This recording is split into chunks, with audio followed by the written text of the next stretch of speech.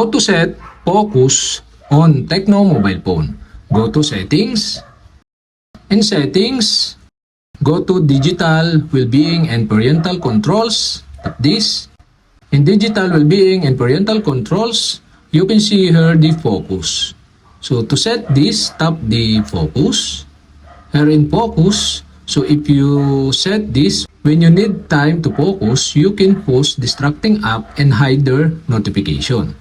To select the app, you can see below. So for example, the Facebook, Messenger, and also the games, the gallery, and the camera. After you set the distracting app, tap the turn on now button. And okay, we have successfully set the focus. So if you want to remove or turn off the distracting app, tap the turn off now button to disable the distracting app. And also you can uncheck the distracting app to remove